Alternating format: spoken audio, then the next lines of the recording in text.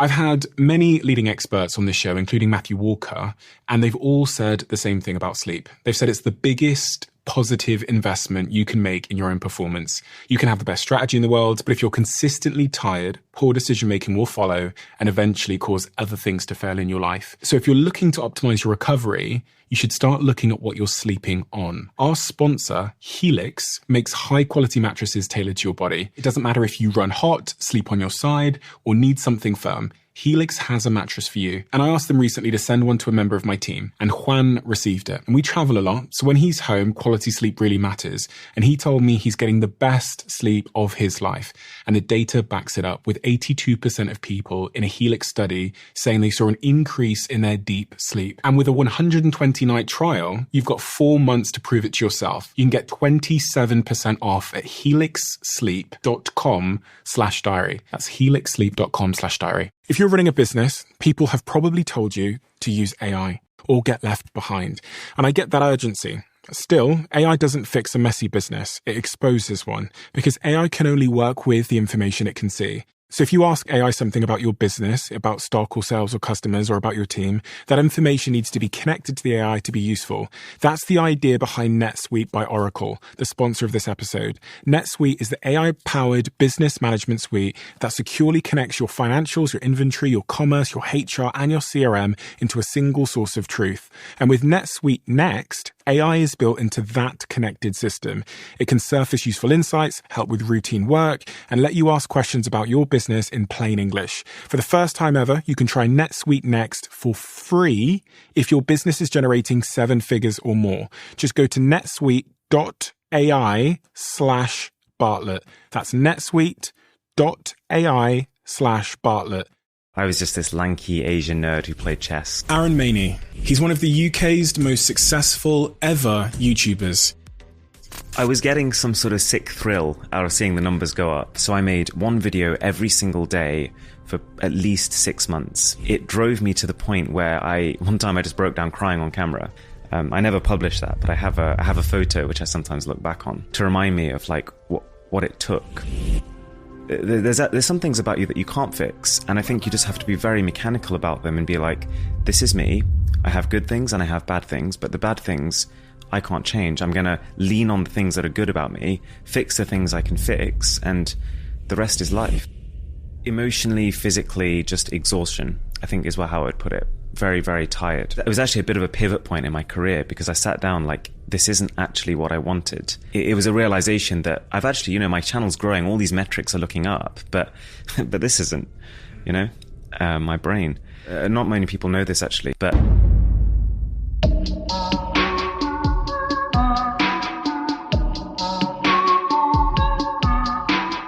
Arun Mainey. He's a creator and entrepreneur with over 8 million subscribers. His story is unconventional. A young kid from the UK that was bullied in school and whose path to escape that reality would turn out to become his dream, his purpose, his meaning. But as Arun will tell you, he made the critical mistakes so many of us make when we're chasing our dreams. He became obsessive. He sacrificed too much. Things that mattered more. And at some point, that would lead to him having a breakdown. And that breakdown was a moment of inflection.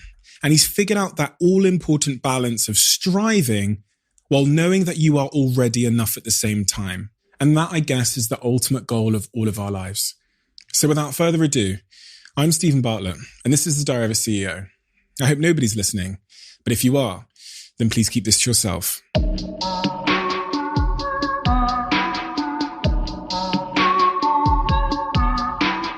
Arun, tens of millions of followers and subscribers later. When I read through your story and your journey, I could see this real sort of fundamental, obsessive, ambitious guy under there. And it made me wonder, as I was reading through about how obsessed you were with the growth and the scaling of your channel, it made me hypothesize that there must have been something happen in your early years that did that to you, that gave you that bug, that insatiable desire to be successful or something. Have you identified what that is? Yeah. So I should preface this by saying that I'm very aware I'm a very lucky person. I actually just got off from my brother's wedding a couple of days ago, and I was just looking around at the family around me, the friends around me, thinking like, damn, like, this is it. But there was one thing. So when I was growing up, I had a very supportive family, but I didn't have a great school life. I was just this lanky Asian nerd who played chess. That was me, basically. And I think there was some part of me that did seek approval. And all this really happened when my brother got me my first smartphone, and that just became my outlet. On one hand, I had this school life that was very, very mediocre, but then I had this piece of technology in my hand that could do all these things, and I just became obsessed with it. Like, this was my life. Your escape. Yeah, I guess. And I just poured everything into it. I learned everything about this phone and how to do all these things on it. And I think it just got to the point where I was like, let's make a video. How old were you when you described yourself as a lanky Asian kid that got a smartphone for the first time? How old were you? 14, probably. Yeah. And the school you went to, what was the typically people get bullied, because what you're alluding to, right? I've heard you talk about being bullied, I think, in some of the interviews you've done. Typically people get bullied because the other kids think that there's something to bully them for. Yeah, there was plenty. I was a nerd. I wasn't very pretty, to be honest. Like, people would regularly just call me ugly. I think there's some sort of also subliminal thing about being Asian, not being like a cool thing. It wasn't like a particularly Asian area, if that makes sense. Just, I think a lot of things add up into you just being a bit sidelined. Was it a predominantly white school? Predominantly, yeah. I did have Asian friends, but majority of them, yeah. And so you get given this phone, and that becomes your world. Yeah. What about your parents, your immediate family? They're amazing. There was obviously a little bit of questioning at the start, when you're sitting in your back garden and you should be revising, but you're shooting earphones and, it's like a bit of, son, what are you doing? But as soon as they saw the kind of the potential in YouTube, they've been just like all for it. Did they understand what it was? Asian parents? Yeah. I'm quite lucky. Like, my parents are very entrepreneurial. They're very modern. Like, they've done it themselves. They're also business owners. So like, they get it, And were you an entrepreneur from an early age outside of the obsession with tech? Yeah, I've done the usual, like, like maybe selling sweets in the playground and young enterprise. I don't know if you know what that is, but I was like the managing director in our school for our young enterprise team. And I had this big idea of like, we were going to create a stylus that we were going to pitch to Tesco and sell it to them. And we created the stylus, we created the packaging. It was beautiful. It looked like an Apple product. But I think I was the only one with the vision, and I didn't do a good enough job of getting my team to believe in it. And so like, one man can't sell a product to a company like that, especially not like a 16-year-old boy at school. Wow. So you were trying to pitch to Tesco at 16 years old. Your family, in terms of money, how were they? Were they reasonable? Yeah. When I was growing up, like, it's not like we had everything. Like, I couldn't just ask for what I wanted, but we had enough. And I can't complain. To be honest, I think there is a benefit to having things somewhat held back from you.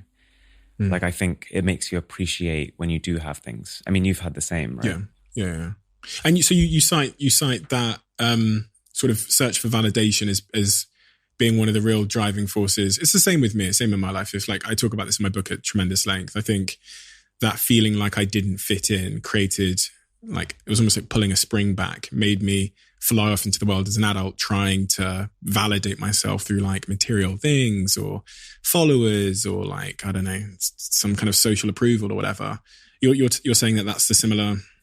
I think that was the springboard, but I think it's very different to that now. Like, I'm no longer insecure about who I am. I'm confident in myself. And so I'm almost like immune to people telling me that they like what I do, or almost. It doesn't even register because I kind of like, I'm internally quite self-aware about it. So now I do things because I want to do them. So you get given that phone. Tell me how that leads to YouTube. Oh, well, it wasn't a great phone. It was like, it was pretty low end. And so like, my goal in life at the time was basically to get it to score a certain amount on a benchmarking app. And so I did everything I could to this phone. I was trying to like overclock the processor and all these kinds of things just to get it to hit this score. Because in my head, that was the sign you had a good phone. And so it led me to just customize it in ways that people probably wouldn't have gone, like extreme lengths. And through that, I just gained knowledge. I just understood it and I was fascinated by it. Pretty smart kid if you're playing with like the processor of a phone at 14. I guess. So how were you academically? Pretty good, actually. I think, without blowing my own trumpet, I think every exam I've sat, I've got the highest mark in. So, and what sort of topics were you particularly interested in when you were younger? I was quite mathematical. There was something so I did maths and further maths as two of my A-levels. And to start with, there was an element of you can feel a bit lost in those presentations when you're getting taught. Because if you miss one line of reasoning, you lose the whole thing. But when it all comes together, when you finally understand mathematics, there's nothing quite like it. Like it's its own rule set. And you can prove things in ways that are completely indisputable. And I love the language. Mm. And so a lot of my background is actually economics. I went to do an economics degree. And I think that completely changes the lens through which you view the world. You can see things, instead of being like lots of gray areas, you see things in black and white. Oh, this is why that person is doing that thing. Oh, this is the next logical step for my business. Right. And so you go to university, okay, in the pursuit of what career? So I was about to become a consultant at Mrwhosetheboss. Right. I did like an 8-week internship there at uni and got the job. But probably the turning point was actually when I turned down that job. I had to write up this little email being like, had a great time, really enjoyed it, but actually, no. So YouTube has been kind of like building up in the background since the age of 14, 15. And throughout uni, I was still doing it, but it was not at a stage where it was a comfortable career path. Mm-hmm. But it was an exciting career path. And so I had these two kind of crossroads I could have gone down. It was either the traditional route or the YouTube route. And one side was just fascinating to me. It was, this whole new world. The sky was the limit. And I thought, it's got to be that one. And when was the first time you made a video? Was it when you were 14 and you first got that phone? Pretty much, yeah. Take me through that growth journey then. So what was the first video? Oh gosh, it was how to optimize the ZTE Blade, which is the phone I had at the time. I was going to say. Yeah. And is that still online? Yeah. And how did that video do at the time? I'm sure some people have gone back and watched it now. Yeah, I think, if you looked at it now, it probably has a couple of 100,000 views because of people who've gone back and looked. At the time, I just remember being blown away by the reception. I'm sure if I actually knew now what the views were at the start, it wouldn't be very impressive, but I couldn't believe that even 1,000 people were watching it. Mm. If I thought about my circles at the time, I was thinking things in terms of single people. Mm. And so when you see a number like 1,000, you're like, oh my God. Mm. And how long did it take before you hit a point where you thought, fucking hell, this is going really well? I thought it was going really well when my first video hit 5,000 views. I remember showing my friend at his house and he's like, that's not you. Come on, behave yourself. That's not you? Well, yeah, as in like, he's like, there's no way you got 5,000 views. Oh, right. Okay. Good. Yeah. So, I mean, I was I guess maybe it's part of that whole, I had no validation at school meant that my bar for what counted as validation was pretty low. Like when people said they hit 100,000 subscribers, I'd watch other YouTubers. I never dreamed of that. Like I never even thought that was an option. I was just kind of doing YouTube to get a few thousand clicks, I guess. Do you think that your YouTube journey has given you, because you said now that you feel like you're a confident person, do you think YouTube has done that? Yes, but only because I've been quite proactive about it. So YouTube it's a really incredible thing in the sense that like in no other career path can you get such immediate feedback. Like when I post a video, within 1 minute, there might be 10,000 people watching it. There might be 1,000 comments or 500 comments. And every single one of these data points, how many likes and dislikes it's got, that is a piece of data that tells you how you're doing. And so like you can grow so quickly as a person as well as a channel if you know how to harness that data. Companies would kill for it. It sounds like emotionally dangerous for the crowd to be giving you feedback on who you are. Potentially. You develop a thick skin, I think, as you go through it, providing you have the right mindset. And I think as long as you can filter out the negativity, there is data hidden in those comments. Like you almost have to strip away a layer and just kind of take what's useful. It sounds easier said than done to avoid the negativity. I mean, like most of the guests that I've had on the podcast, when they speak about negative comments, and these might be super successful celebrities in their own field, they still admit to being triggered more so than they should by just that 1% negativity versus the 99% blowing smoke up arse. Yeah, so I think it depends on if it's something you're insecure about. So if I'm insecure about, I don't know, let's say the shape of my face, and someone makes a nasty comment about the shape of my face, it's going to sting. It's going to sting a little. But like, because I think over the years I've grown confident about most aspects of myself, I think I stopped worrying about the negative comments because I'm okay with who I am. Yeah, I did a question tag on Instagram this week. I said, if I could write a book for you, what would it be about? And one of the most popular things was confidence. So what advice would you give to people listening that are low in confidence about how to build their confidence? Because telling that, I was thinking telling them all to build like a 10 million sub YouTube channel is probably not attainable for everybody. But I think you have a very similar opinion to me on this, which is that you need to make it input based rather than output based. You can't pin yourself to a certain number of followers or anything so that you are confident. You have to make internal peace with yourself. And I mean, I look around on the street, like all the fans that come up to me and they're like, oh, can we get a photograph with you? You're incredible. I love your videos. I look at them like, you're incredible as well. Look at you. Like, what are you doing? You've got a camera, you're snapping photos of buildings. Show me. That looks incredible.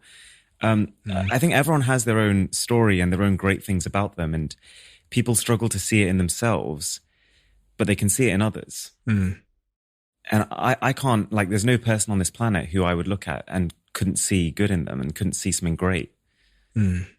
If you were that young kid again, that was lacking in confidence at 14 years old, and say you couldn't do YouTube, say it didn't exist, what else might you have done? Knowing what you know now about how your confidence has been built, what else could you have done to reach the same outcome?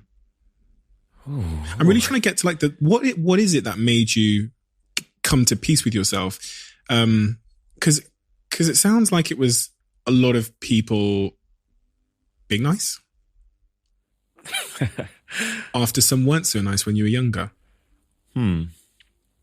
I think I'm quite a proactive person. So if there's something about me that I don't like, I will try and fix it. So a lot of people, not many people know this actually. So when I was younger, I used to have like a crooked nose and it bothered me a lot. I used to like only sit at certain angles from people and, I'd hide myself in the corners of rooms so people couldn't see the other side. And eventually I was just like, this is a solvable problem. Why am I worrying about this? So I got surgery done and fixed it. And I think there's some things about you that you can't fix. And I think you just have to be very mechanical about them and be like, this is me. I have good things and I have bad things, but the bad things I can't change. I'm going to lean on the things that are good about me, fix the things I can fix, and the rest is life. So on that point of having a good or bad nose, and this is me just going with the wind now because I find this super intriguing, something I've thought a lot about. Who was to say that your nose was bad? People would laugh at me. So I guess others. It's interesting. So society says, this is not good about you. Is there a risk in then changing to please them, do you think? Because I feel like that might be a slippery slope. Yeah. It is a slippery slope, but you just need to know your limits. You just need to kind of like set the boundaries. Maybe that's easier said than done. Yeah. Because I really wonder that a lot about cosmetic surgery these days, just generally, and about the I'm always like, if someone gets one thing done, then there's always there's now a new worst thing about me. And why don't you then go and get that thing changed, then that thing changed? And I wonder if it's a slippery slope. I have no data to back this up, but just anecdotally from seeing some of my friends who have got one thing done, they typically then will get another done. And then I've seen it too. You're right. But there's also an element of like, if something bothers you to the extent where you're having to have this whole other layer in your mindset of like, oh, I can have a conversation with this person, but I'm going to do it from here. And you can fix it fairly easily, then you should do it. Like if the next thing then becomes, oh, well, I'd quite like my chin to be longer. You're not really solving a fundamental problem. You're just, having fun. That's personally where I would draw the line. Because obviously I don't think I have the perfect face or the perfect... You're a good looking guy. Oh, thank you very much. Great Asian hair. Great. Yeah. Us blacks don't have it the same way necessarily. It's a little bit more difficult. Like the beard. Yeah. Yeah. Just no effort on my part. It just happened. Yeah, it's strong. Thank you. Very strong. I was going to say, so one of the reasons I was asking that question about confidence and how you build it is because I reflect sometimes on a lot of the stuff that I say. And I think I put out there, especially in my book and my podcast, that I like did this internal work and suddenly I found my confidence and the insecurities faded away. But I can't get away from this idea that I did also make myself mega rich and successful and get millions of followers. And that might have played a role in me being able to like shrug off the insecurities easily. So I'm wondering if like, and what awful advice it would be to give to a 16-year-old kid to have to say to him, oh, you're lacking in confidence. Well, just go and build a multi-million-pound business and get 10 million subscribers on YouTube and then you'll be fine. So yes. That's what I'm trying to unpack. Is it the achievement and the validation from the achievement that helps the insecurities fall away? Or is it some other type of internal work? I think actually gratitude plays a big role in it. I've spent a lot of time recently trying to wake up each morning and just remind myself. I feel like we are hardwired to focus on the bad things because, I mean, what prehistorically those used to be the more urgent matters. And I think gratitude fixes a lot of these insecurities because it's like, okay, yeah, I don't have the best skin. I've got acne everywhere, but hey, I can breathe. That's incredible. So that is something I've been doing a lot of. And I think a lot of the personal growth I've seen has come since then. What does that look like practically in terms of practicing gratitude? So one thing I do is when I wake up, I told myself I was going to write down a few things, but I end up just thinking them. But that's enough. So I think of 3 things that I'm just grateful for in that moment. And oftentimes you end up saying the same things again and again, but that's okay. It's fine. Like you don't need constantly changing mechanisms to keep you happy. I found that recently with some of my friends that have been not so well. I've just had this tremendous gratitude for my health, watching one of my friends that's younger than me have a really serious illness. It's crazy. They say this thing about like hospital wards. If you walk through a hospital ward, you'll suddenly feel this tremendous sense of gratitude for your health, and how do you practice that on a daily basis without having to have someone fall ill or go to the hospital? I think is increasingly difficult, especially in a world where everybody's like status signaling every time you open your phone. How do you go about doing it then? It's really interesting. I make a conscious effort. That's the first thing, but I don't remember to do it every day. And then music does it for me sometimes, which is really strange. And I'm very fortunate that I think naturally I have these like waves of gratitude that come over me. I'm very aware that I am current, and I said this in my live show, the Diary of a CEO Live. I said, the vast majority of this audience, you're currently living a dream that you once had, but you're not appreciating it because your current self is telling future you that you'll be happy when you get 3 times more than you have now. That's typically up and down the income and wealth spectrum. What people say they need to become a 10 out of 10 happiness is 3x what they have right now. And it's that idea of like, you'll never therefore be happy because you're always, so for me, that really centers you and says, fuck me, like 18-year-old Steve, this is what when I say get goosebumps again, like this is what I dreamed for. Yeah. Like I wanted to be financially free so that I didn't have to steal Chicago Town pizzas and nick chicken bones from takeaways. And look at me. I'm 28 years old and I'm free. So I try and sometimes that plays out in my head naturally. You get this a lot on YouTube, like because of how numerical the platform is, Like I distinctly remember moments where I'd look at my sort of like statistics and be like, oh, imagine 100,000 subscribers, imagine 500,000 subscribers. I would dream of those numbers. And you almost don't quite realize as you toddle past those numbers in reality, because you're already ready for the next thing. You're so focused on like making it even bigger, even better, getting that phone even earlier before launch and all these things. You have to stop yourself. Do you stop yourself? Be honest with me. Are you successful in that? I'm really happy. Yeah. I'm a really, really happy guy. So I'd like to think yes. I didn't used to be. Even 3-4 years ago, I didn't used to be. When I graduated, I had this pent-up energy from YouTube because I've been doing it throughout, but I was also juggling it with my studies and I wanted to get a first. And I also didn't want to have a terrible social life. So I was doing all these things and it was kind of this crazy whirlwind of just kind of like activity to activity, jumping between filming to lectures to homework to nights out. And so when I actually graduated, I was like, right, I'm going to give everything to YouTube. So I made one video every single day for at least 6 months. And it drove me to the point where one time I just broke down crying on camera. I never published that, but I have a photo which I sometimes look back on to remind me of like what it took. And so that reminds me. Why were you crying? It was a lot of things had sort of come to the fore. It was exhaustion in the moment because it was really hot and I was just kind of like my hands hurt and my voice hurt, my throat was cracking. But it was also this kind of long-term build-up that led to it. It was actually a bit of a pivot point in my career because I sat down like, this isn't actually what I wanted. It was a realization that I've actually, my channel's growing, all these metrics are looking up, but this isn't, my brain. And it immediately made me change mindset from hard work to smart work. I suddenly started thinking like, which tasks do I need to be there for? And how do I make sure I'm only doing those tasks?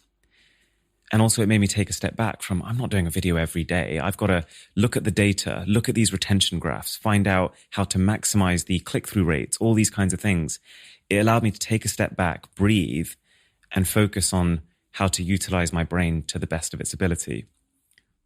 In terms of mental health, you tapped your head then when you said you'd optimized for, I guess, YouTube performance, but you hadn't optimized for your mental well-being. At your lowest, what state was your mind in? Your well-being?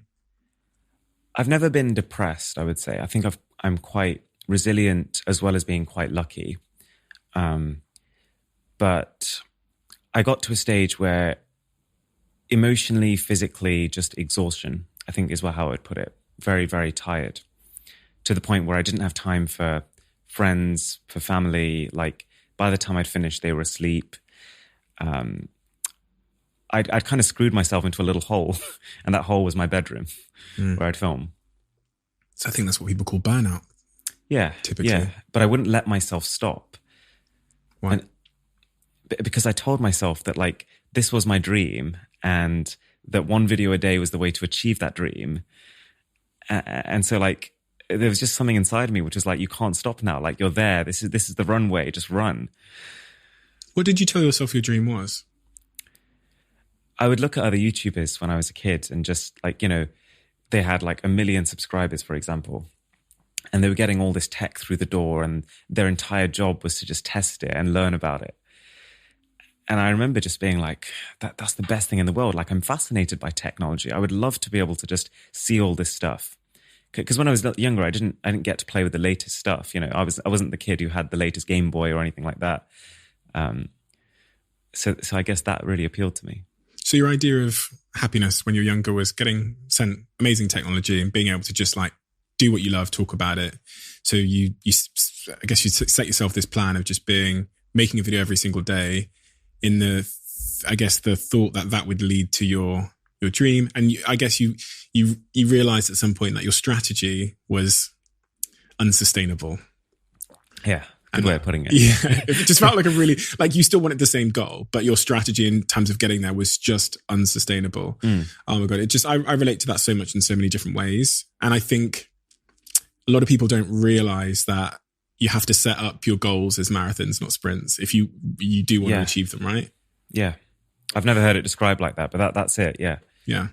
You've got your whole life to do these things. Like, it doesn't need to be today. And potentially the intensity of trying to do it today is actually the biggest risk to it ever happening. Yeah. Because, I mean, if your mental well-being had been more adversely effective than it was, you might not have ever come back to YouTube because of... Yeah. I mean, it could have been enjoyable. Like, it sounds like at that point when you were doing that, like, just crazy sacrifice everything, was it fulfillment, or was it something else? I was getting some sort of sick thrill out of seeing the numbers go up. Sick thrills. Yeah. But, you know, when it comes at the cost of yourself, I think you've been there as well. Yeah. You're not enjoying it, really. And it's that thought in your mind that I can't do this forever. Yeah. But it took until a kind of breaking point for me to realize. Yeah. And it seems to for a lot of people. It seems that a lot of people hit some burnout, some explosive moment. I mean, Tom Blomfield sat here on the podcast, CEO of and founder of Monzo, and talks about the same thing, just waking up in the morning with like a sense of dread and like his sleep actually being the peaceful escape. And that 3 seconds when he woke up and he didn't realize he was the CEO of Monzo just being amazing. And that crushing weight of like, but it seems to be the case with a lot of people that they get so caught up in this hamster wheel chase for their dream that they don't realize it's unsustainable and the cost it's having on other things that are fundamentally conducive to living a happy life. Yeah. People. Yeah. I think we are complex beings, but we are also quite simple in what we need. And that's social interaction and people who are close and who actually want us to succeed. And we don't need many of them. We definitely don't need 10 million. Tell me what you thought you needed before and then after that moment. So tell me what you thought you needed in life before you had that sort of breakdown moment, and then what you've come to realize in subsequent years that you actually need in life. I think before it was very much a numbers thing. I think I was a kid who thought that the answer was just to just keep growing for the sake of growing. But afterwards, it's very much been about, I still want to grow. I still want to be the best tech influencer on the planet. I want to be synonymous with the word tech. But it will be mindful growth. Like one of the factors in that growth will be not just monetary, but it will be, does it work with this? Does it still make me equally or more happy? No decision will go forward if it doesn't. If that makes sense. So the goal hasn't changed, but the approach has. It's fascinating. I think a lot of people can relate to that in their lives in a lot of ways because they're potentially sacrificing a little bit too much and trying to win a sprint. But these big goals, like the goals that you have, the ambitions you have, they are, as we've said, like marathons.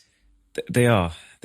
I'm very aware that like, if you want to be the best in the world at something, you've got to give something. You can't spend, all your time with your friends just having beers. Yeah. You have to let it go sometimes. And so I'm very careful with how I spend my time, but I make sure that there is quality time with the people that I do care about. So let's talk about that point then, hard work. A lot of people say that hard work is it's toxic, etc. What do you say to that? Oh, the whole wake up at 4 a.m., that kind of attitude. Yeah. Yeah, I don't think that's the way forward. If anything, actually, I think sleep is a really practical, productive thing to be doing. If anything, I wish I was better at it. I actually struggle a lot with my sleep. I'm really trying to improve. I've actually got your episode with the sleep expert on my watch later list. Oh, God. No pressure. Yeah. No, she says some really important things. I'm going to watch it on the way home. Yeah.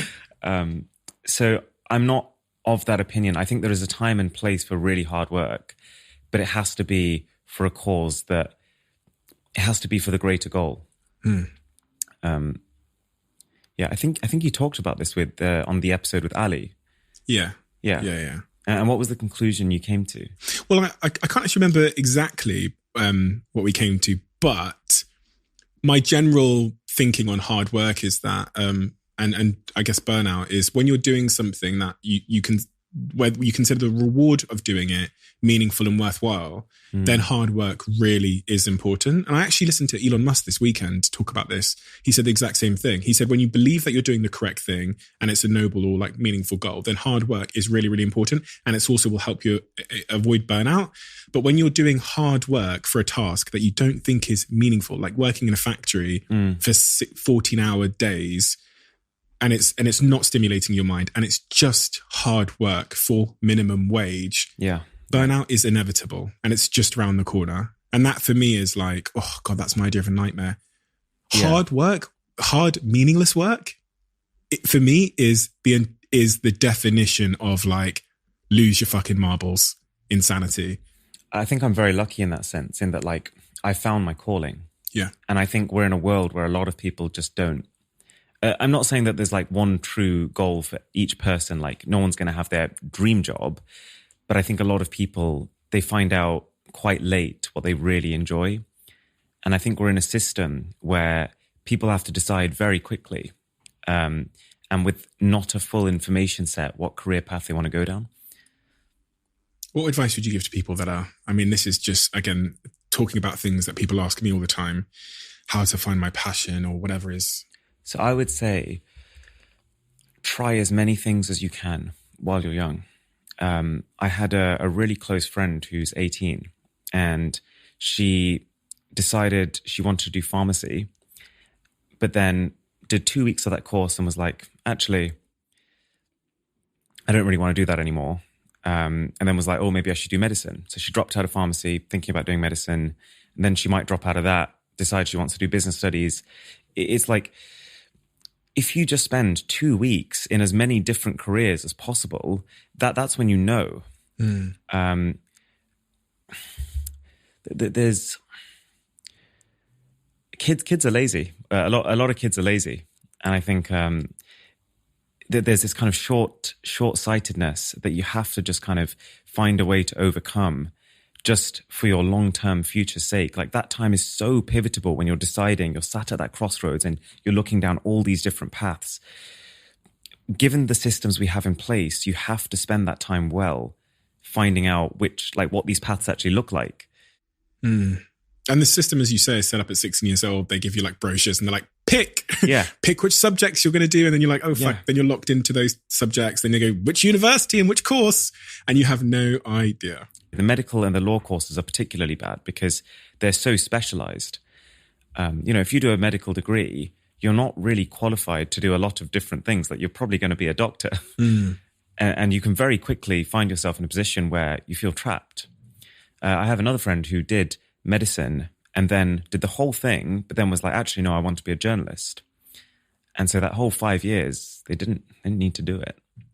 How did you find your calling then? So what is it? And I don't mean, because I know your story, we all do, but what is it about you that when your calling showed up, you had the whatever, I don't want to put answers in your mouth to say, that's it. I'm going to go in that direction. Because a lot of people wouldn't see playing around with mobile phones as a possibility. I would say light in the dark. It was very obvious to me because of what the alternatives were. Like, I think a lot of people follow the path. And the path basically dictates that the subjects you are strong in, you study a degree that is similar to those subjects. And then those degrees usually have a next stepping stone and a next stepping stone, and you'll shoot down unless you veer off. You have to actively veer off that path. And so I was very much going down the kind of, I'm strong at maths, therefore I'm going to do an economics degree. I'm doing an economics degree, so I'm going to be a consultant. I was going down that path. Mm-hmm.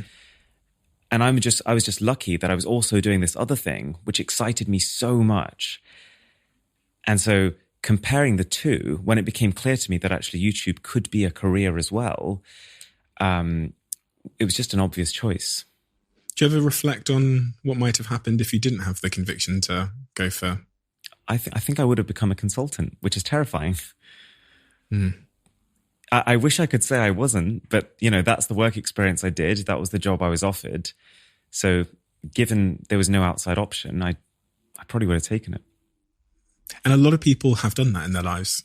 They've followed those sort of sequential steps and ended up somewhere. And they're listening to this right now and thinking, fuck. It's tricky because you don't want to just quit your job one day for a potential startup you might have with a 10% chance of succeeding. You can't do that. Right? Like, well, what advice do you give to people in that situation? Well, this isn't about me. No, but I really do. I always say what you said at the start, which is about just increasing the amount of experiments you make as cost-effective experiments you're making as young as you possibly can, which is exactly what you've described, which means go to another country, spend 2 weeks and quit really fucking quickly. Yes. And just like rapid quit. The minute you're like, I hate this, quit, move on, try in. And I think people that are exposed to, as you say, the most data, the most information, are able to make more informed decisions about what they enjoy. And you can take that part of that job where you got to do this thing and mix it with this part of this job where you got to do that thing and slowly weave your way towards the thing that gives you the most fulfillment. Yeah. But as we say, I know, because I know the people that listen to this podcast, there's so many people right now in jobs where they've kind of like ended up there working in KPMG or PwC in the city, wearing a suit and tie. And they know that job isn't for them. They know it's not for them. But they just maybe they're. But there is also an element, I think, of like, we live in a society where social media is prevalent and people log onto Instagram every day and see other people who are leading better lives than them. Apparently, yeah. And I think there is an element of gratefulness with the job you do have, because not everyone is going to find their dream job. And maybe the job you're doing is your dream job because it facilitates the life that you currently lead. Does that make sense? It does, yeah. And that's like the practical approach. I'm not practical. And like, people will get mad at this, but like, look at my decision making. I stopped going to school. I then dropped out of university after one lecture, started a company, quit it out the blue, ran another company for 7 years, quit out the blue. I make decisions based on how I'm feeling. And practicality has always been secondary in terms of, well, what am I going to do about the feeding like dropping out of university in Manchester, never got a student loan. I'm shoplifting these Chicago town pizzas. And I call my mum and say, Mum, I'm dropping out. She goes, I'll never speak to you again. I didn't care because I was just in this relentless pursuit of me, of what made me feel good every day.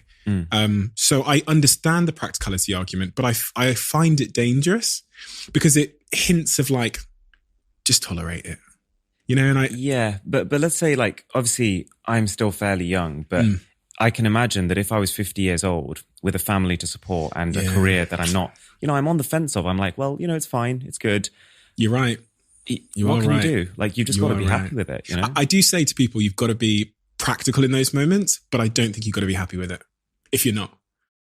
You shouldn't quit. You can look for outside options, but I think it's not one of those things to be impulsive about. I agree. Yeah. What we're describing here is there's this middle ground where you have to be practical because your kids need to eat.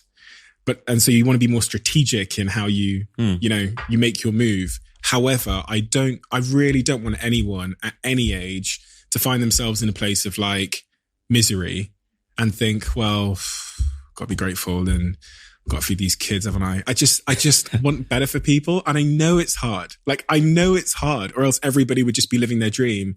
But I also know that it is possible for all of us, regardless of age or position we find ourselves in or how stagnant we've been for how many decades, to make the decision today that this is the start of like the rest of our lives and we're going to just give it a fucking go. I know that's true. The only thing that stands in the way of that is people don't believe it's true. They look at you and you seem so far away, 10 million subscribers. You must be Superman, super genius, that born with it. Parents must be rich. You must have genius. Just, that's not me. Yeah. I'm a muggle. And I hate that because I'm. And everyone starts from zero. Yeah. Every YouTube channel had 0 subscribers at one point. And, was cheering when they got the first one, and it was probably their mum, The most inspiring thing I think I could show the audience is probably you when you were 14. Do you know what I mean? Because they'd be like, that guy? Same with me. They'd be like, that fucking guy? I had the camera presence of a vegetable. It's not good. That's crazy. On this point of friends then, and relationships, how are you doing? And what are your tips? You're super ambitious. You're scaling this big business on YouTube. What are your strategies to maintain meaningful relationships amongst all this chaos? Because I struggle. Yeah, I try and make sure it's quality time. So I think I spend less time texting and more time seeing people. Like if I spend 2 hours texting one of my friends, that is much less of a quality connection than 2 hours of seeing that person, of being able to have a fluid conversation and being able to see them and see their facial expressions and their gesticulations and all that. So I pretty much plan my time such that the minute I finish work, I am doing something in person with the people I care about, whether that's a board game with my family or a night out with my friends. There's very little downtime, but in a good way.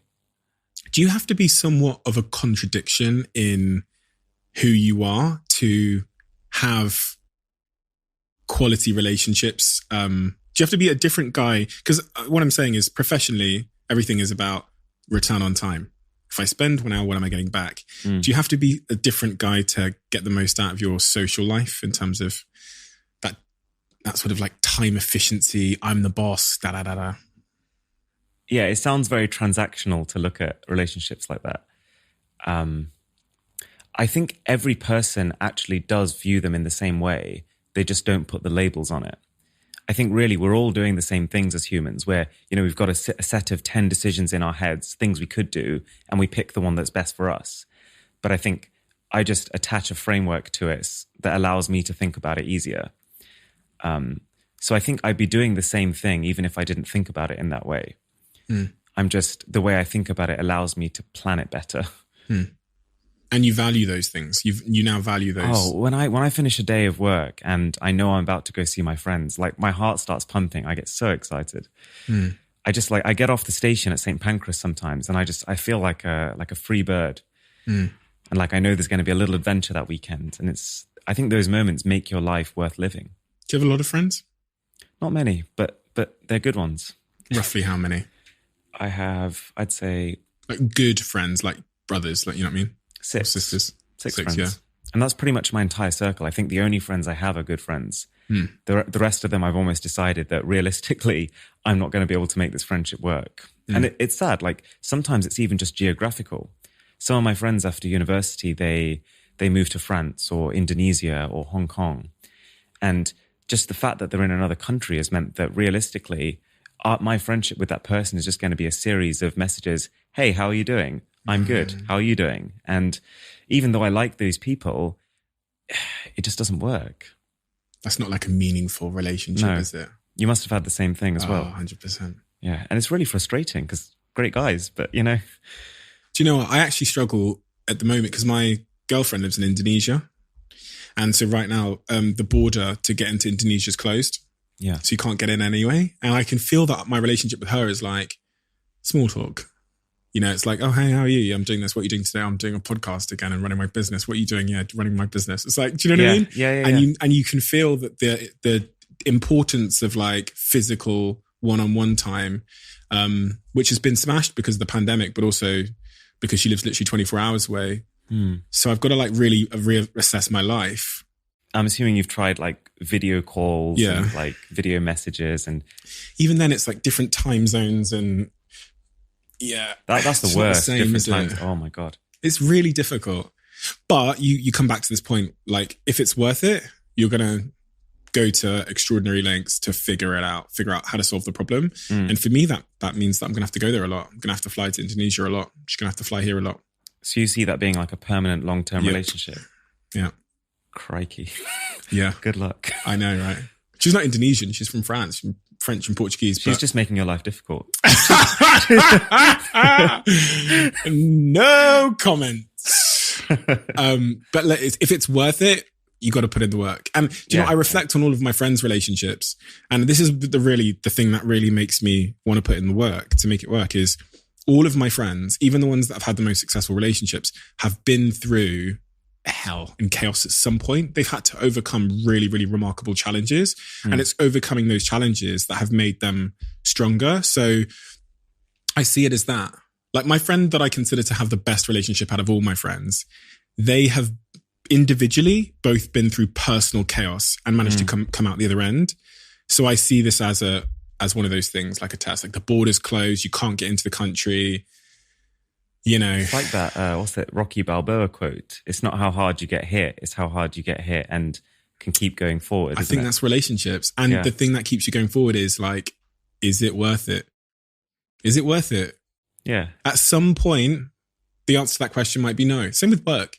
So your stance on this has changed, hasn't it, with relationships? Yes. Quite recently. Which part? Which part of my stance? So I remember reading that you had a relationship that you had to kind of like end because you were so focused on your work. Oh, I think the Daily Mail wrote that. But I mean, that is true. That is true with all of my previous relationships, pretty much. Yeah. That was just a young, naive kid. That was like a super naive version of me that was miscalculated the priorities of life. And what changed? Was it just finding the right person, or was it an internal thing? It was definitely both, but I'd actually say it was more the internal thing. This is why I asked you the question earlier on about what you valued before and after your breakdown. Because before I had my sort of turning point, I thought, as you said, the most important thing in the world was just getting rich, buying a Lamborghini and a mansion, and then having loads of like infrequent casual partners. I thought that would be it. That would make me exponentially happier. Yeah. What I came to, and I didn't think relationships mattered, friendships or romantic. What I came to learn through a variety of different stimuli, one of them being a TED Talk I saw where they did a 100-year study of men, and they looked at men that had relationships and men that didn't have relationships. The ones that had relationships lived like 10 years longer, were healthier, happier. Imagine that. Lived 10 years longer. Crazy. Made them physically healthier, were happier. Everything that mattered was given to those that had meaningful relationships. Then I read Lost Connections by Johanna Hari, and it shows that a lot of the reason why we're getting more and more depressed and socially anxious and all of these things is because we're not in our tribes. We don't have meaningful connections. I thought, fuck. And then I looked at what I'd been feeling myself, and I'd always been too scared to say I was lonely. I'd always been too scared to say that. I've always been too scared to say that I wasn't feeling good either. But on reflection, no, I was lonely. I was really, really lonely. You can be lonely even if you're surrounded by people. Yeah, 100%. I think actually there's a reason why a lot of people say that university is the best time of their lives. And I think it's because they're surrounded by friends, and the relationship people have with their friends is often healthier than the relationship people have with their families, because the level of expectation is removed. Like, I think with families, people find that they fall into certain roles where like they do the dishes and they clean the floors. Whereas at university with your friends, if you clean the floors, you're a hero. And I think that attitude means that people want to hang out with their friends more, and they enjoy that process. Even though they're fundamentally doing the same things, they're being appreciated more.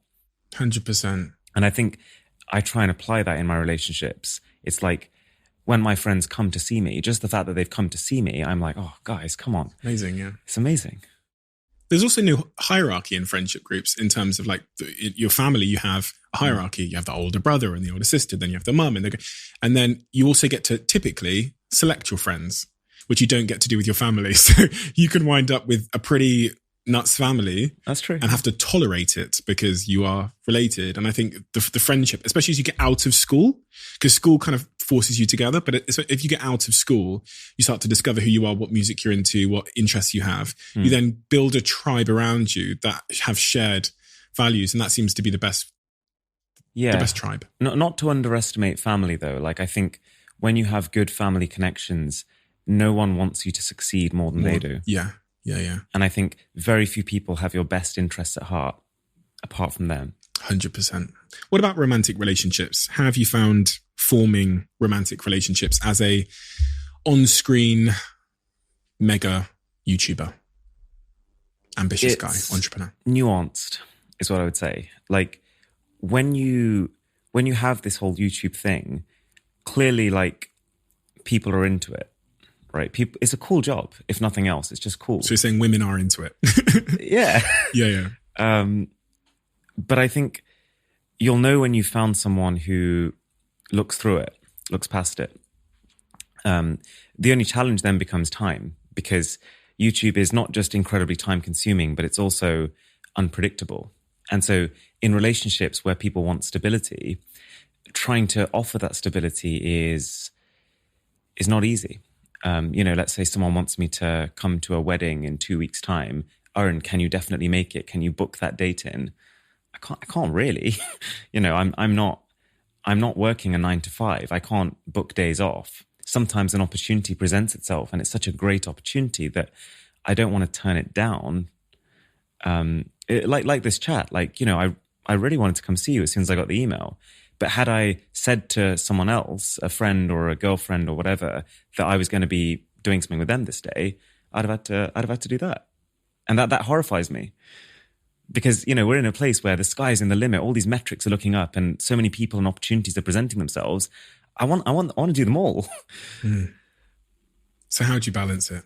How do you balance it? Well, quality time, in-person time. And I think, so you almost have to kind of like assign things in your relationships an importance level. And if something is really important to your partner, then you just be there no matter what. If things are somewhat negotiable, then, try and make it, but don't commit. And how important is it to find the right person? I'm guessing you've potentially tried a few different types like I have. I've tried a few different types of people, maybe three or four, maybe 5. 50. No, like relationships over the last, let's say 10 years. Mm. Different characters that either saw my work as a threat, or saw it as a really cool thing and were supportive, were maybe way too supportive, were maybe way too intimidated by work. How important has it been to find the right person? So important. I mean, your partner is the person you're spending, you want to spend the rest of your life with. They're going to become you effectively.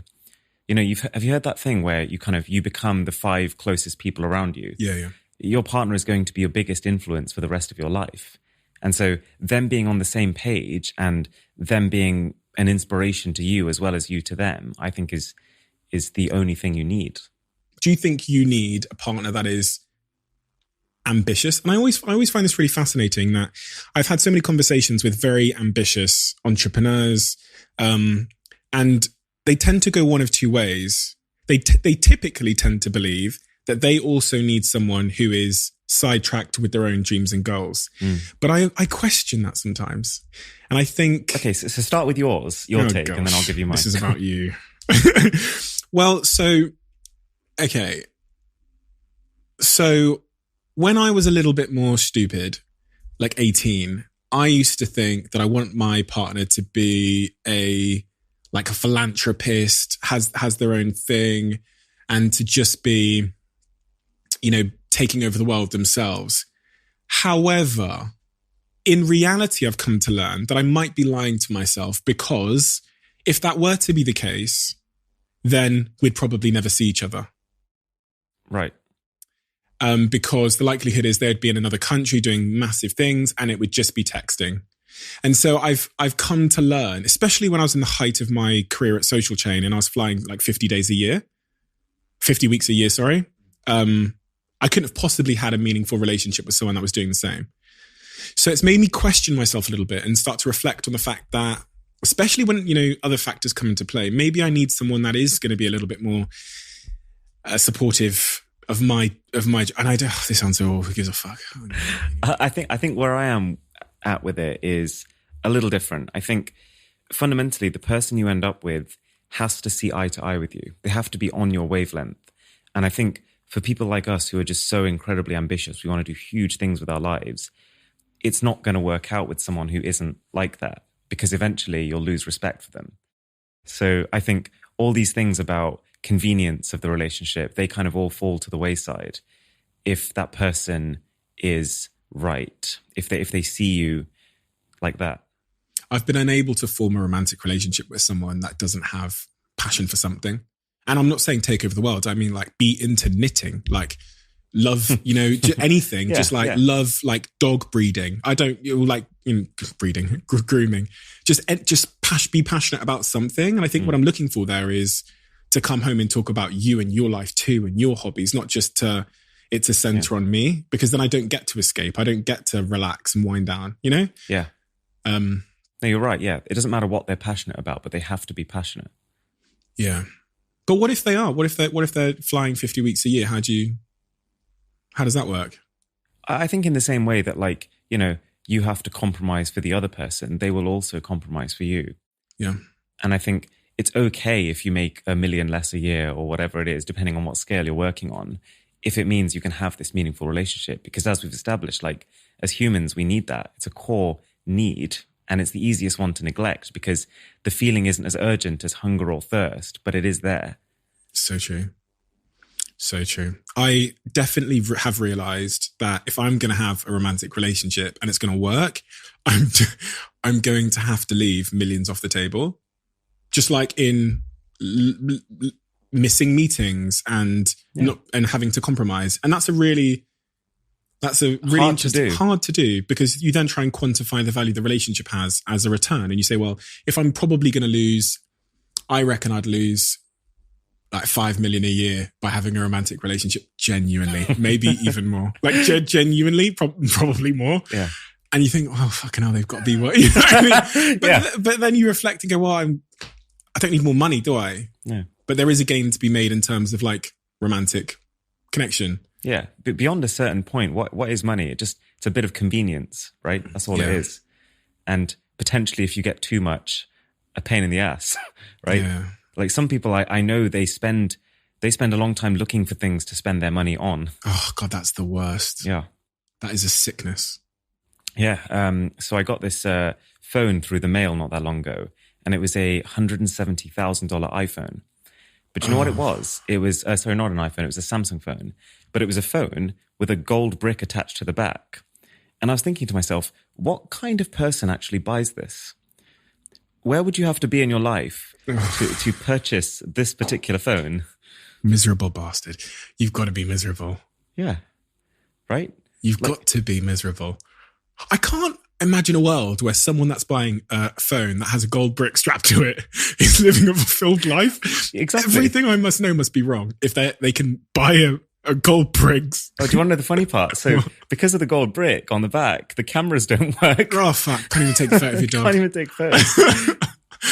The way I reasoned it was that if you've got that much money, you've probably got someone to take photos of you. But... True, yeah. Or you've got no friends because you're that miserable. What money then? Let's talk about money. What role does it play in your life?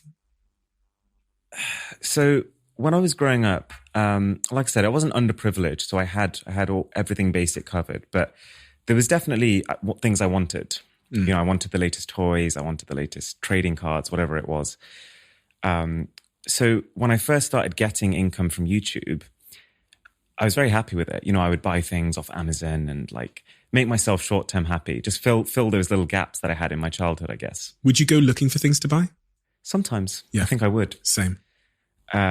It's that first initial feeling of freedom, and like it almost doesn't feel real when you can order things off your own card and like they come to you and it's like, I've earned this. This is my treat.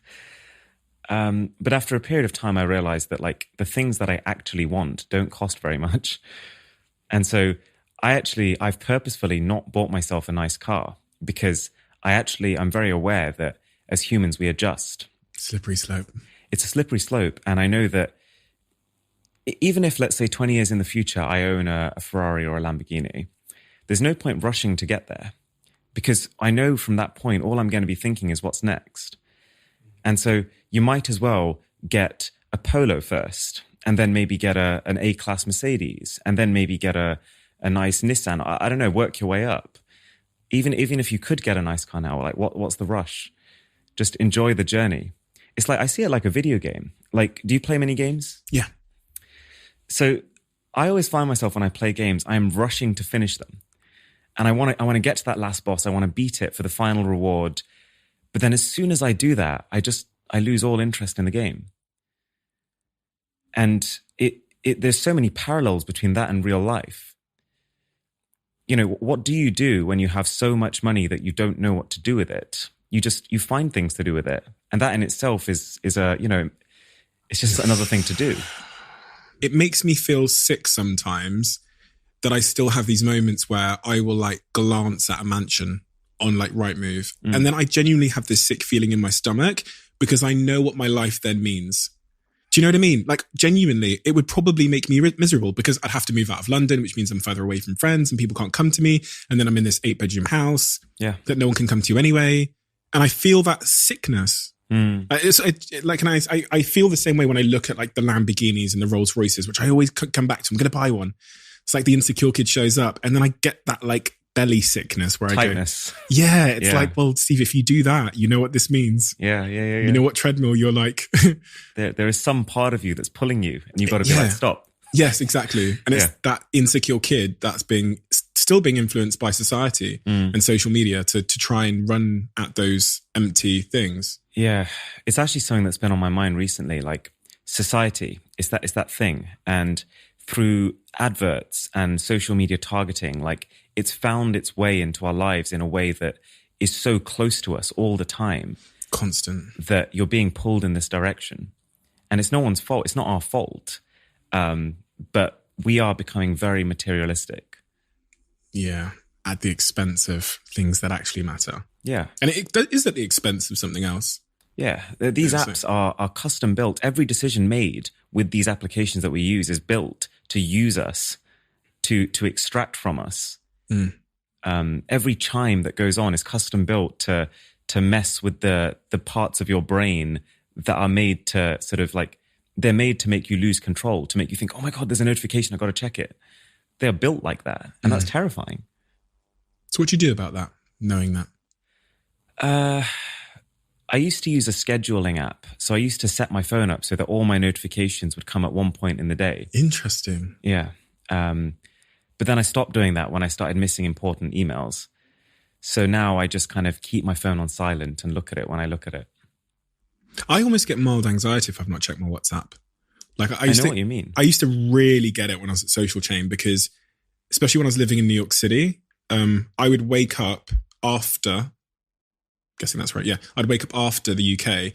So I would know the minute I woke up, and I'd usually wake up at 4 a.m. because my brain would wake me up because it was anxious, knowing that the minute I touch my phone and look at all these offices around the world and all these people and all these employees and these directors, my phone every morning would be 70, 80 messages.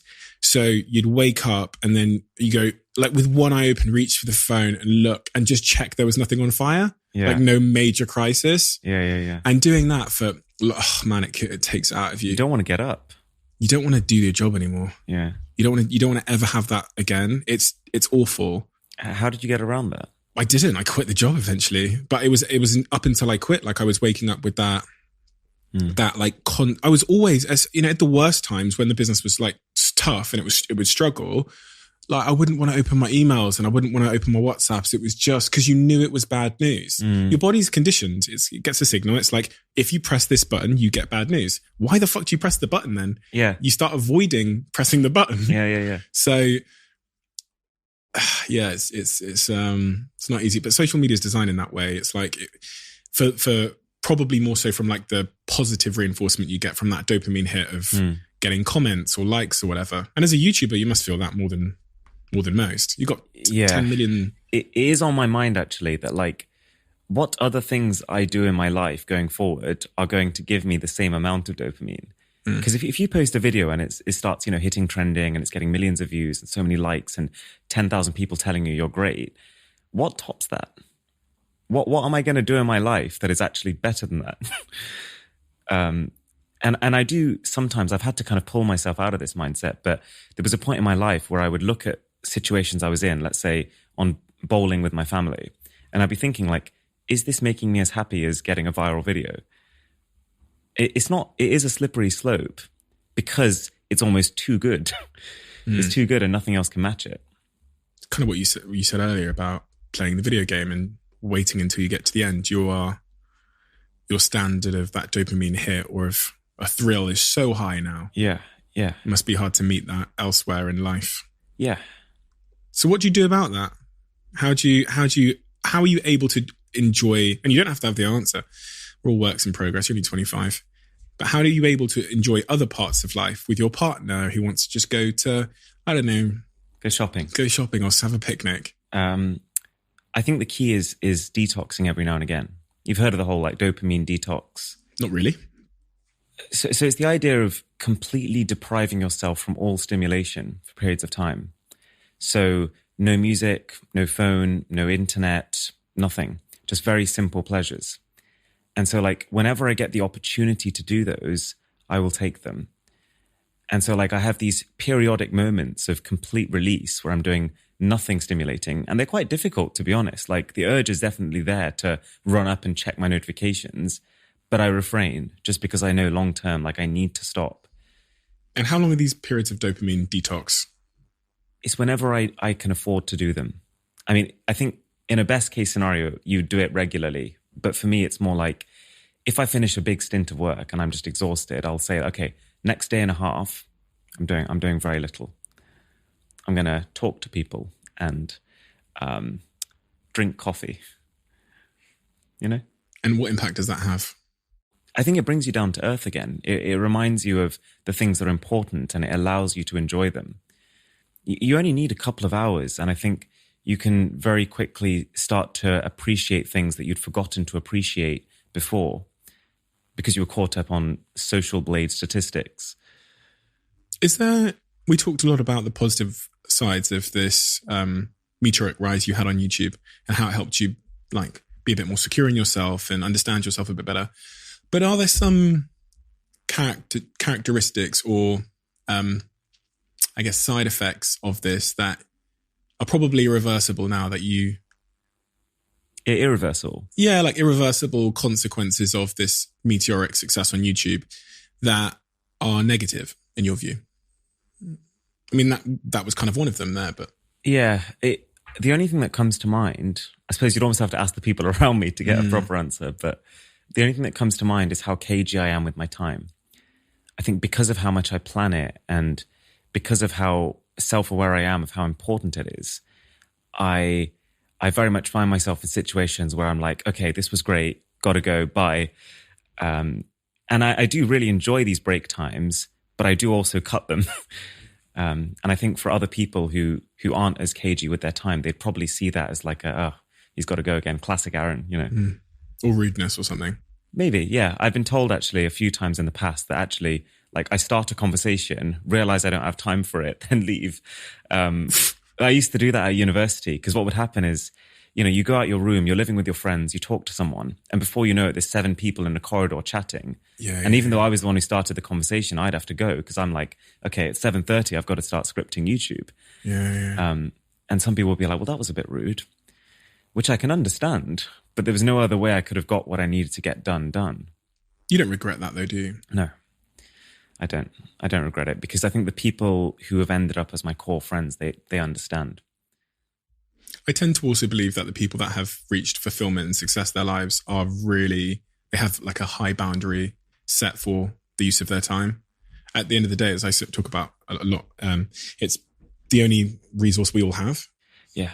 Allocating it in a really efficient manner towards things that matter, I think is important. But a lot of people won't. They'll find themselves in that hallway conversation and they won't want to be rude because they're people pleasing. So they'll end up spending like 2 hours talking about things they don't care about with people they don't really like. Yeah. And for me, that's just a cardinal sin of like happiness. You've got to be a bit of I was going to say the C word, then I shouldn't do that. You've got to be a bit rude sometimes. You've got to be rude sometimes. Yeah.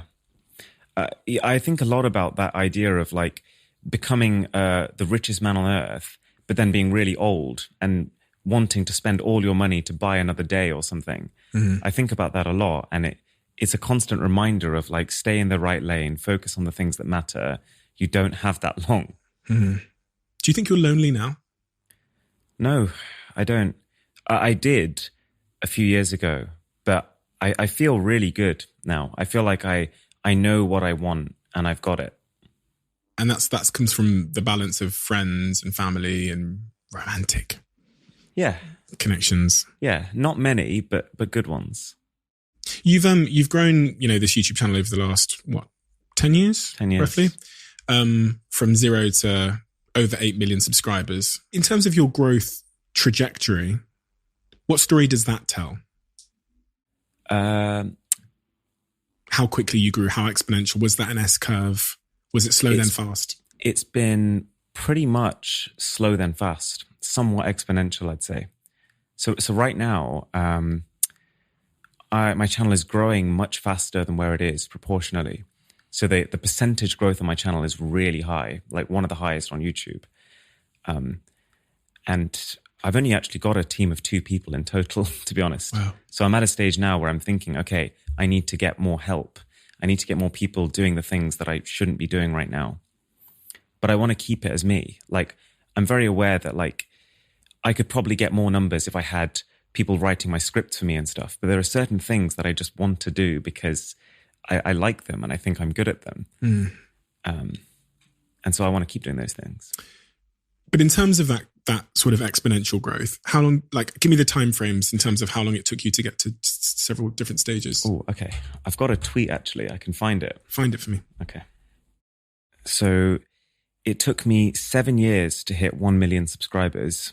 It took 1 year to hit 2 million, 8 months to hit 3 million, 6 months to hit 4 million, and then 3 months to hit 5 million.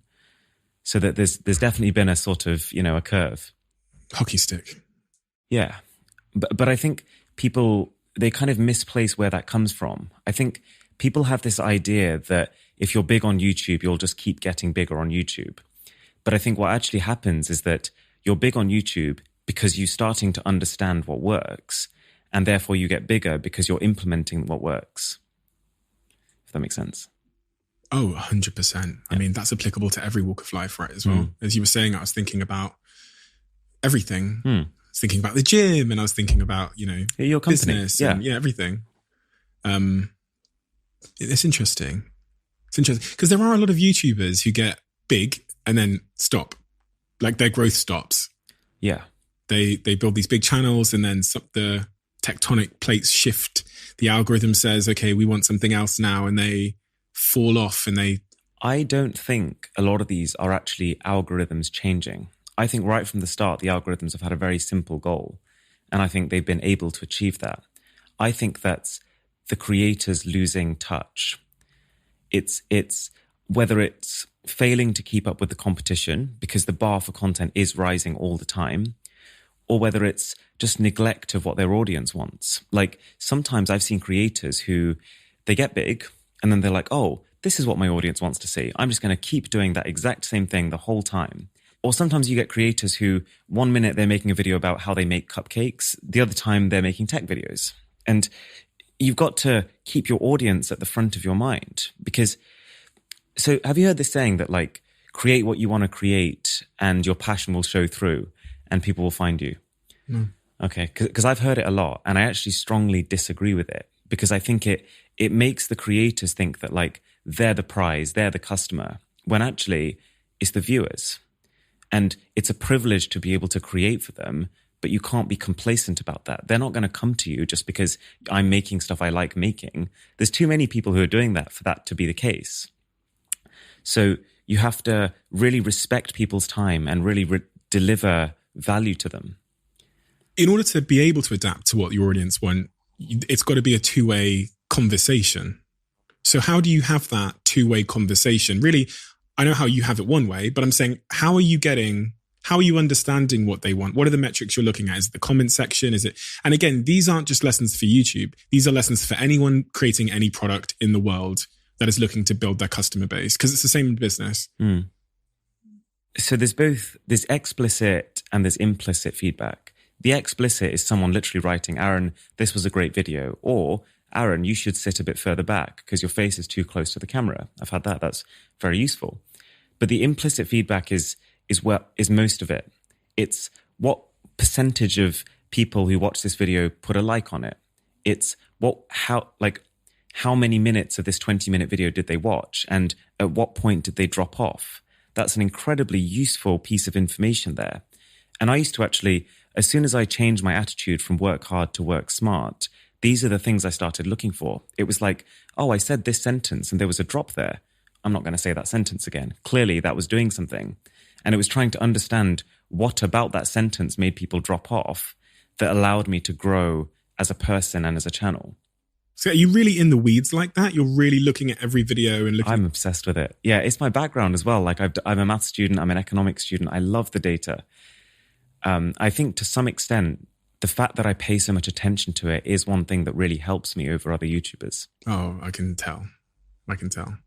Because the answers are there. It's the same in business. Your customers are usually telling you what they want or don't want, but we lead with our hypothesis. Yes. And our hypothesis is ego, attached to our egos. It's sometimes overly romantic. So we can spend years as I think I did in my first business, trying to sell my customer, or who thought my customer was, a product that they didn't want. And when they told me they didn't want it because of their behavior, you were like, no. I tried to sell it to them. I was like, no, motherfucker. I'm going to force you to try, Yeah. And then I talk about this on the podcast. It was actually when I started a Facebook group and realized that the Facebook group was 50 times, 100 times more effective in achieving what I was trying to achieve with my website, that I was like, people want to do this behavior on Facebook. I'm trying to force them to do it somewhere they don't want to do it. Just go with what the people want. And that requires you to be low ego, low romance. There is one caveat, which is that every now and again, people don't know what they want. Like if you think about the first iPhone that came out, right? People at the time, if you'd asked them what they wanted, they would have said, oh, I want a flip phone with maybe a bigger keyboard. And they would have just kept saying that year after year. But actually, the iPhone completely changed what they wanted. And there is a time and place for that as well in YouTube. Sometimes just you have this idea, no one's asked for it, but you just think, oh, that's a good idea. I'm going to try it. And you'll very quickly realize if it's the right thing to do. It's harder to argue with the, well, I guess when you're creating something new, there isn't the data. There isn't the prehistoric iPhone sales. But that's why you've got to just do it. Try. It's got to start with an experiment and then go into analytical observation. Yeah. I guess that's a good approach. I think everyone can relate to. What are some of the biggest misconceptions of you as a YouTuber that piss you off? There's a big thing with tech YouTube where like if you say a good thing about a product or a company, the assumption is immediately that you're paid to say that. And I think it's an element of like, I probably just need to communicate better how it works. Like I'm not paid every time I say a nice sentence about Samsung. They don't just like slip me a couple of bills. That's probably the predominant thing. I saw somewhere that you send these companies an email when they offer to give you a product, you letting them know that you won't accept the money, but you will review it if you like it. Yeah. So a lot of the emails I get are actually, would you like to do a paid review? Yeah. And I can't with an honest conscience say yes to a paid review because it's a contradiction. A review is a piece that is meant to end with a recommendation. You should buy this or you shouldn't buy this. And having taken money for that piece... You can't be objective. No, I can't be objective. So there are cases where, a company said, can we pay you for a review? I've said, no, I'll do a review, but I won't take the money. So how do you make money? So you can do sponsors if you do sponsors in the right way. So what I think is the right way is I will take on sponsorship if I don't have to be conclusive about it, if I can be completely genuine about it, like Huel, for example. I do sponsorships with Huel, but that is because I was drinking Huel before Huel reached out to me.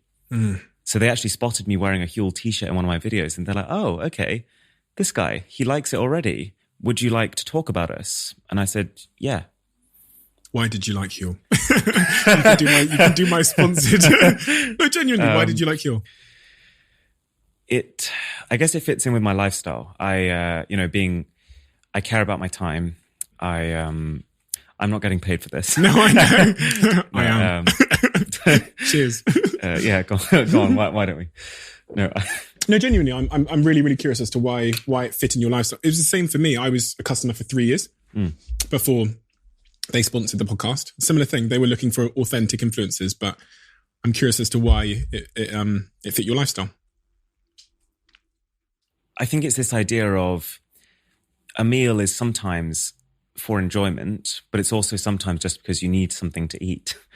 And when you're very busy, you don't care about what it is. Like you just need nutrition. You don't want to be eating crap, basically. You want to just eat something that you feel good about. And that's what this was. I had a friend who got me into it. He was actually using like full fat milk when he was doing it the whole time. Ooh. And he was wondering why he wasn't losing weight. Right. So I was like, try it with water. Just give it a go. Yeah. I don't even have the time to do I do the protein, but I've never really been a huge fan of the like powder in the cup mix. So I used to do that. And then as soon as I started having the ready to drink ones, now I just have these. Yeah, same. Because they're in the fridge, they're chilled, there's no washing up. Exactly. Yeah. Have you tried the protein? Yep. You have? Like the strawberries and cream. Oh, right, yeah. It's on top of my fridge over there. Yeah. Anyway, so as you've achieved a lot in business, but also on YouTube. I got a YouTube channel. I've got like 50,000 subscribers. Bear in mind, like 90% of my audience listen off YouTube. But if you told me that one day I'd have 8 million subscribers, I'd wonder where my motivation would be to try and get more.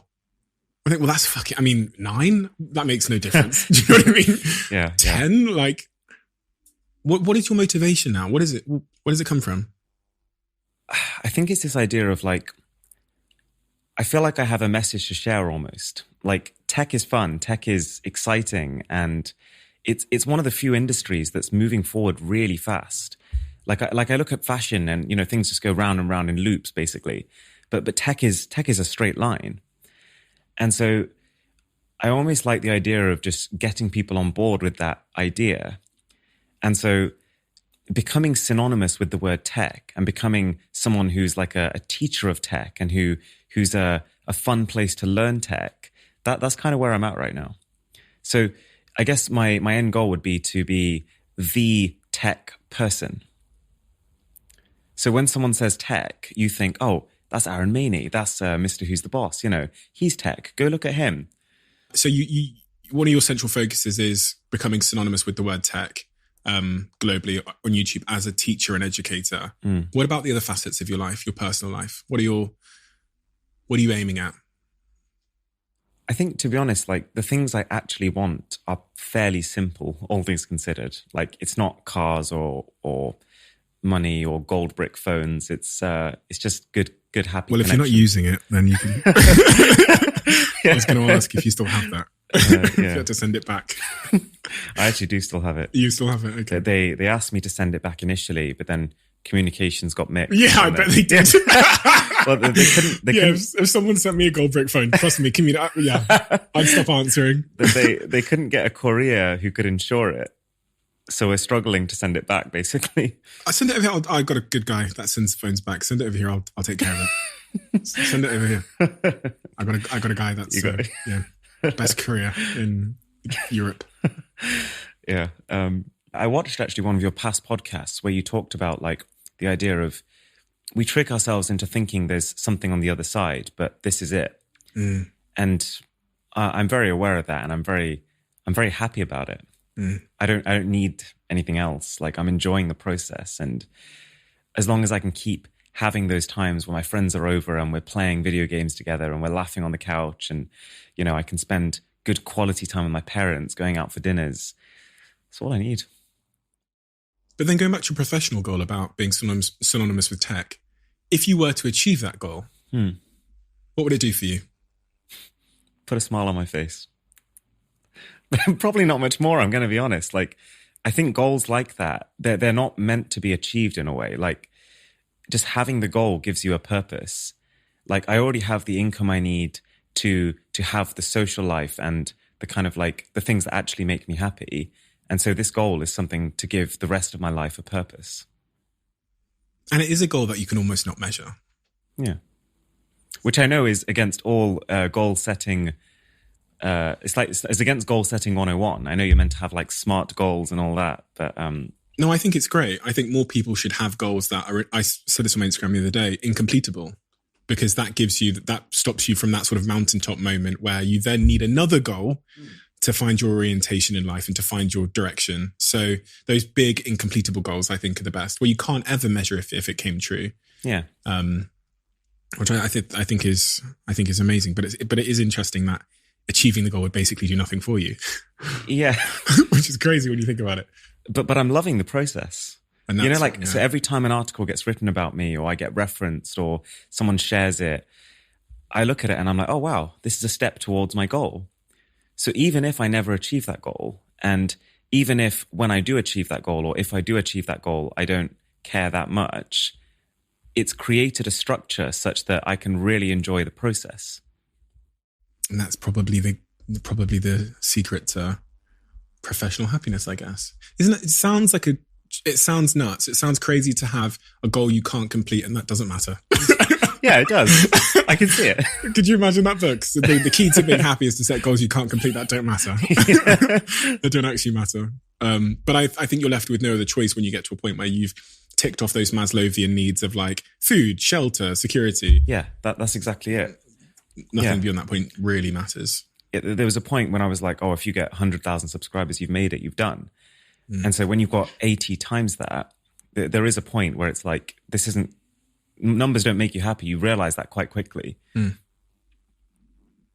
Well, listen, thank you so much for being so honest and open with me today. I've had such a enjoyable, diverse conversation with you, and it's an honor to get to meet you. And I was looking at your story, and you are an anomaly in so many ways because you're incredibly self-aware and conscious now. And clearly that's not always been the case when you're in that pre-breakdown phase. Similar with me, I was a puppet driven by society. Society was the puppet master and my insecurities from my childhood.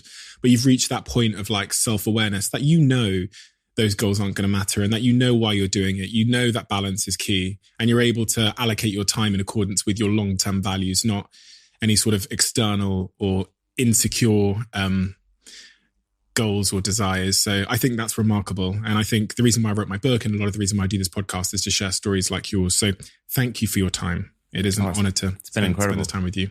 And I'm really excited to see you become synonymous with tech across the world. And I think you're clearly on the way to doing that. It's remarkable what you've achieved.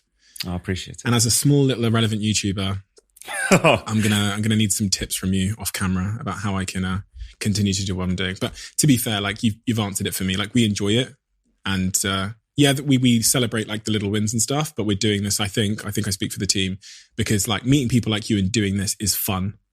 I'll give you one little nugget now. Please, actually. More than one if you have them. I would try and add some structure. Interesting. I think a lot of the people watching this podcast are very ambitious people who want the next thing. And I think your videos could potentially highlight what's coming and with some sort of ramping intensity to keep those kinds of ambitious people who want the next thing engaged. Interesting. Have you watched Hot Ones? Yes, The Wings. The Wings show. Yeah. And the reason it's so interesting is that the wings are getting hotter each time. And that structure allows me to just like watch right till the end, no matter what they're talking about. That's really, really good feedback because watch time matters is so critical to YouTube, right? And the algorithm. So incentivizing people when they, in the first 5 minutes to stay till minute 55 by letting them know there's something spicy over there. No pun intended. Makes a lot of sense. Yeah. I'm going to speak to Jack, who's behind me, and we're going to figure out a way to conduct that experiment. Yeah. Any other tips before I go? Like, I know you've looked at my YouTube channel and you've thought, what the fuck is this guy doing? One thing I've started thinking about recently, actually, is... you can just say it was something you saw. I did a big watch through of the Marvel films. Okay. Start to finish, the whole universe. And I realized that, like, these movies are... they are self-contained episodes. So you can watch one end to end and you will get a character arc, you will get villains and heroes, and the heroes will beat the villains. But they're also part of a bigger picture. And it made me realize that like every time I finished one of them, I wanted to watch the next one because it was all contributing to this bigger picture. It was like this bigger universe.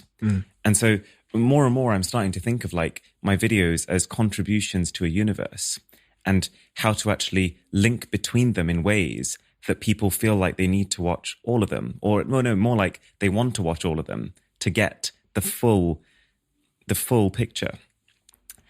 So oftentimes now I will actually have inter-video jokes, things that actually span multiple videos. Like I've had one where I finished one video by throwing a phone up in the air and I caught it in the next one. I've had other times where between 3 sets of videos, someone started throwing stuff at me during the videos with increasing intensity. And these kinds of like multi-video storylines are actually really, really powerful. Again, because of the algorithm, right? Yeah, I mean, it just makes people want to watch you more. It makes it feel not complete by just watching one video. I met YouTube and YouTube said to me that when people go on a streak of watching multiple videos on YouTube, and you'll know that I was like, I don't know why I'm talking to you about fucking YouTube tips, but they said to me when people go on a streak of watching multiple videos on YouTube, then the first video in that streak gets the credit basically. So if you can create content that is episodic, then all of the videos will perform better. So what you're talking about there is kind of like interlinking narratives throughout multiple videos so that one video doesn't stand alone. You have to... Yeah. That's really interesting. But listen, thank you for your time. I've had so much of it, and it's a huge honor. And I know how busy you are, so it's a huge honor that you've given some of your allocation today to this, because I know you're someone that understands the value of your time. So I really, really appreciate you, and I don't have to tell people where to find you. You're welcome to. No, but I mean, type in your name anywhere, and they'll find you and your work on every social platform. Thank you, Arun. It's been a huge pleasure. It's been incredible. Thanks, Steve.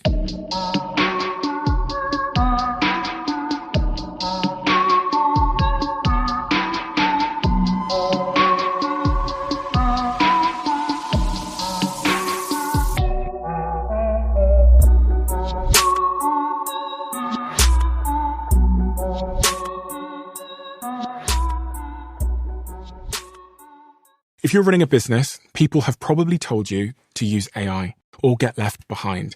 And I get that urgency. Still, AI doesn't fix a messy business. It exposes one, because AI can only work with the information it can see. So if you ask AI something about your business, about stock or sales or customers or about your team, that information needs to be connected to the AI to be useful. That's the idea behind NetSuite by Oracle, the sponsor of this episode. NetSuite is the AI-powered business management suite that securely connects your financials, your inventory, your commerce, your HR, and your CRM into a single source of truth. And with NetSuite Next, AI is built into that connected system. It can surface useful insights, help with routine work, and let you ask questions about your business in plain English. For the first time ever, you can try NetSuite Next for free if your business is generating 7 figures or more. Just go to netsuite.ai/Bartlett. That's netsuite.ai/Bartlett.